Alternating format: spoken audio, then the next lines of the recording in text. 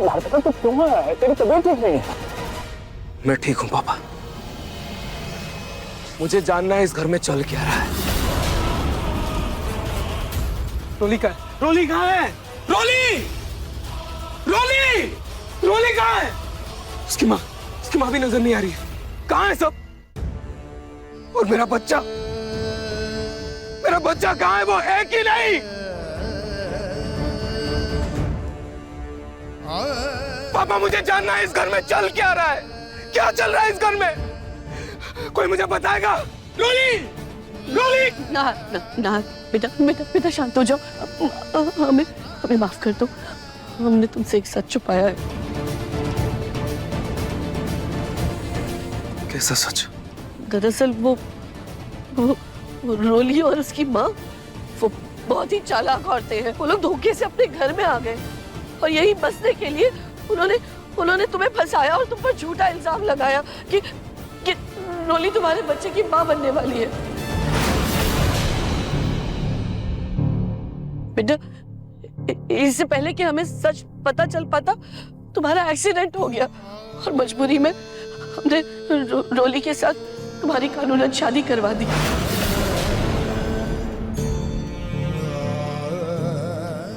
बेटा फिर तुम ठीक तो हो गए, लेकिन तुम्हें कुछ भी याद नहीं था, इसीलिए हम सबको रोली को झेलना पड़ा। लेकिन देखो ना, उसका झूठ सबके सामने आ ही गया। और बेटा तुम्हारा कोई भी बच्चा नहीं है। देखा जाए तो रोली तुम्हारी पत्नी भी नहीं है।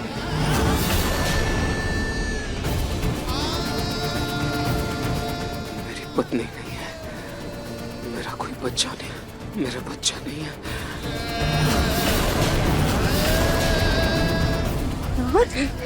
नार क्या हुआ बेटा? तुम ठीक तो हो ना? नहीं हूं मैं ठीक।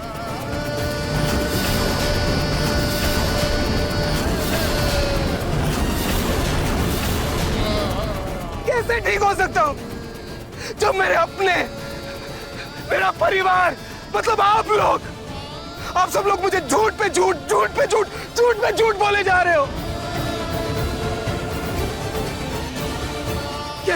कैसे ठीक हो सकता हूं मैं?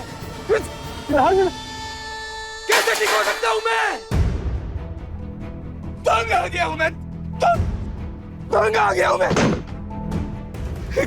एक झूठ को रोज रोज जीते हुए तंग आ चुका हूं मैं। ऐसा लग रहा है एक झूठी जिंदगी जी रहा हूं मैं, एक झूठी जिंदगी को अपना चुका हूं मैं। कैसे ठीक हो सकता हूं मैं? कैसे ठीक हो सकता हूं मैं? नहीं हूं मैं ठीक, ठीक नहीं हूं मैं, नहीं हूं मैं ठीक। दूर रहिए मुझसे। माँ पापा ये सब क्या हो रहा है मेरे साथ?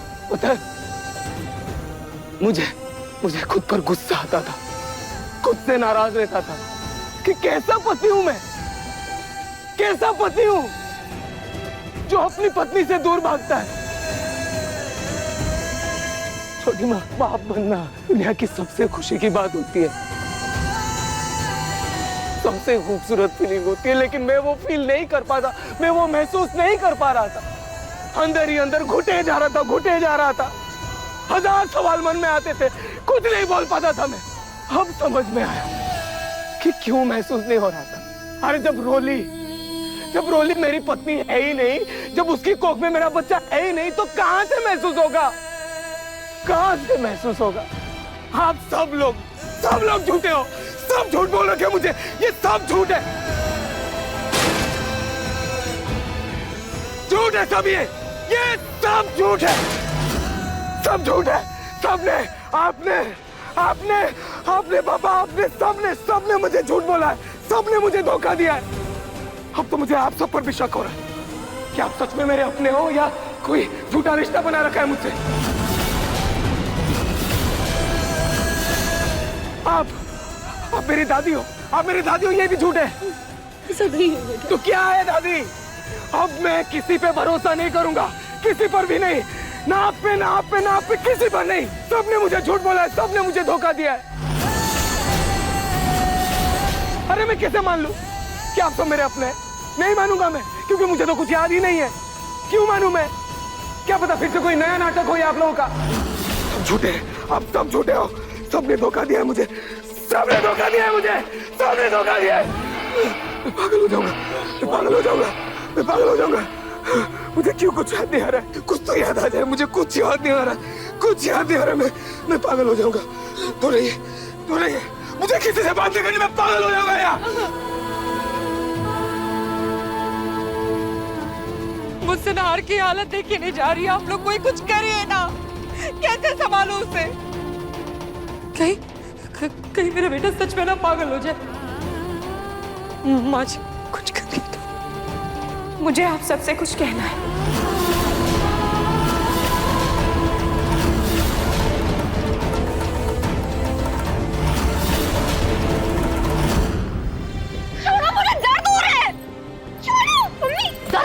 असली दर्द तो अब होगा रोली, जब हम सड़कों पर धक्के खाएंगे ना, तब पता चलेगा तुझे दर्द क्या होता है।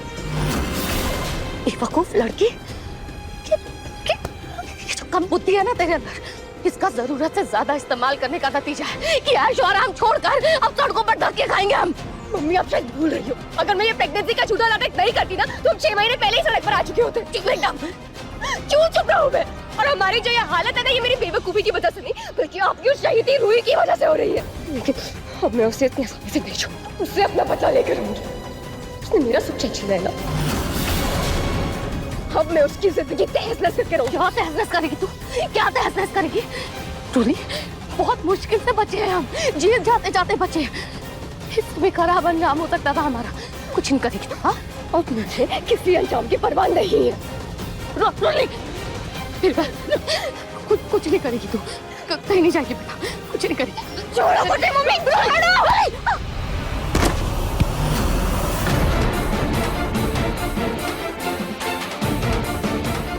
रोली,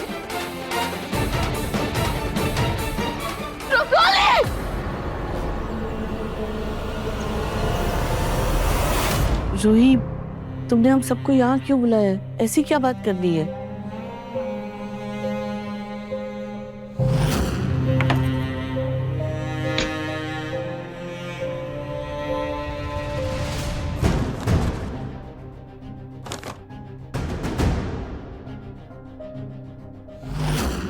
ये क्या है रूही बेटा? पापा जी, ये खास इंजेक्शन है जो डॉक्टर ने मुझे दिया है, और डॉक्टर ने ये कहा है कि इससे नाहर जी बिल्कुल ठीक हो सकते हैं। उनकी याददाश्त फिर से वापस आ सकती है और वो फिर से पहले जैसे बिल्कुल ठीक हो जाएंगे।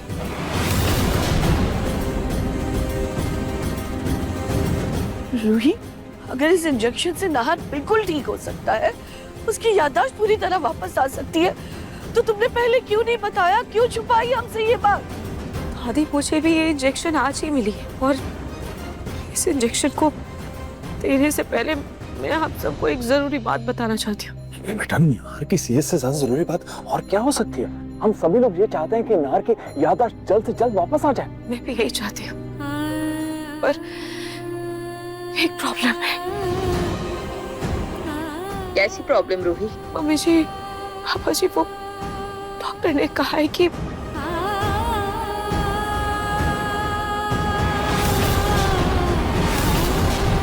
बस 10% चांस है कि पेशेंट हमेशा के लिए कोमा में चला जाए।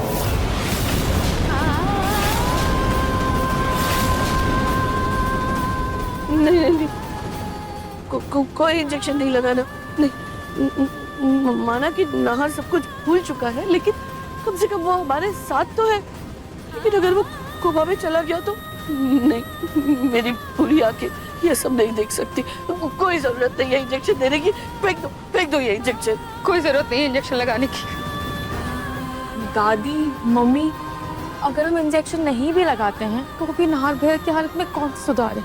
आज आप सबने देखा ना, आज जैसे उनकी हालत थी, मुझे तो डर लग रहा है कहीं नाहर भैया खुद को कुछ कर ना ले। अम्मी, दादी, अपनी दीदी बिल्कुल सही कह रही है।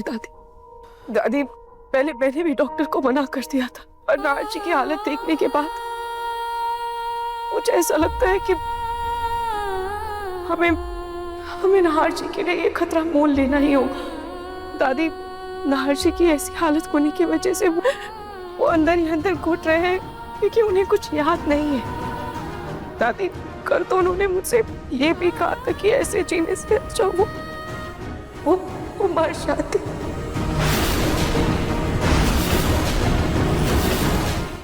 मैंने नार ने ऐसा कहा नहीं, नार ऐसा नहीं कह सकता, नहीं कह सकता।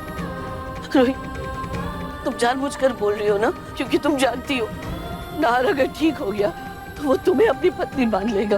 दादी मैं जानती, इतने सालों में भी मैं आपके दिल में जगह नहीं बना पाई, पर आप इतना तो मुझे जानती है ना कि मैं कभी भी आरजी का बुरा नहीं चाहूंगी।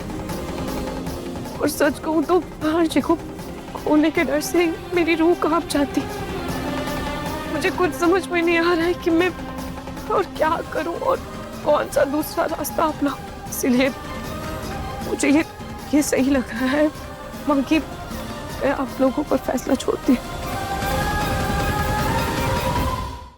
मेरा पोता इतनी तकलीफ में है, मुझे समझ में नहीं आ रहा है क्या करे क्या ना करे। एक बाप होने के नाते अपने दिल पर पत्थर रखकर मैं एक ही बात कहूंगा कि नाहर को हमें ये इंजेक्शन लगा देना चाहिए। आप सभी लोगों ने देखा नाहर का विश्वास हम लोगों के ऊपर से उठ गया है। ऐसा ना हो परेशान होकर हमसे दूर हो जाए। अरे बेटा, नाहर की याददाश्त वापस आना बहुत जरूरी है। ठीक है, तो बुलाओ डॉक्टर को।